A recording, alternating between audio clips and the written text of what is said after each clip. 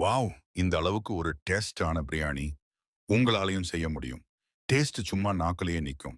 வாங்க எப்படி செய்றதுன்னு சொல்றேன். ஃபர்ஸ்ட் மஷ்ரூம் மேரினேட் பண்ணிக்கலாம்.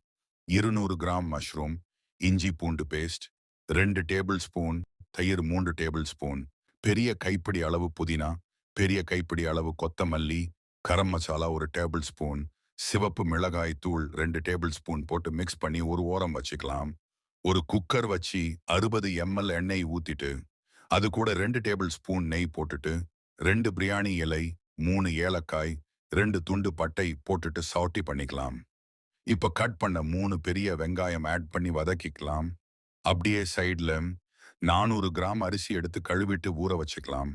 வெங்காயம் இந்த கலர் வந்ததும் 3 டேபிள் ஸ்பூன் இஞ்சி பூண்டு பேஸ்ட் போட்டு பச்சை வாசனை போற வரைக்கும் வதக்கிக்கலாம். கொஞ்சம் புதினாவும் போட்டு வதக்கிக்கலாம். வெங்காயம் முழுமையா வதங்கினதும் அரைச்ச 3 பச்சை மிளகாயை ஆட் பண்ணிக்கலாம். இப்போ கொஞ்சம் வதக்கிட்டு கட் பண்ண 3 பெரிய தக்காளியை ஆட் பண்ணிக்கலாம். தக்காளி முழுமையா வதங்கணும். பாருங்க, இந்த கன்சிஸ்டன்சி தான் பெர்ஃபெக்ட். அரைச்ச biryani masala 1½ tablespoon add பண்ணிக்கலாம். பிரியாணி மசாலா என்னென்ன இன்கிரீடியன்ஸ் யூஸ் பண்ணி அரைக்கணும்னு ஃபர்ஸ்ட் கமெண்ட்ல கொடுத்து இருக்க பார்த்துக்கோங்க.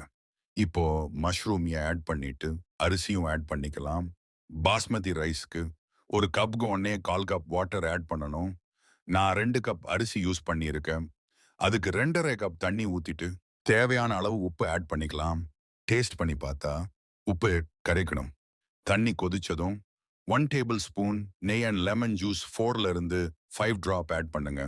இப்போ குக்கர் மூடிட்டு ஒரு விசில் லோ ஃப்ளேம்ல இல்லனா 15 நிமிஷம் லோ ஃப்ளேம்ல வச்சுட்டு குக்கர் ஓபன் பண்ணிட்டு திரும்பவும் க்ளோஸ் பண்ணிட்டு கேஸ் வெயிட் ரிமூவ் பண்ணிட்டு தோசை பேனையை சூடாக்கிட்டு அதுல வச்சு 25 நிமிஷம் லோல வச்சு கேஸ் ஆஃப் பண்ணிட்டு குக்கர் ஓபன் பண்ணி எடுத்தா டக்கரான மஷ்ரூம் பிரியாணி ரெடி.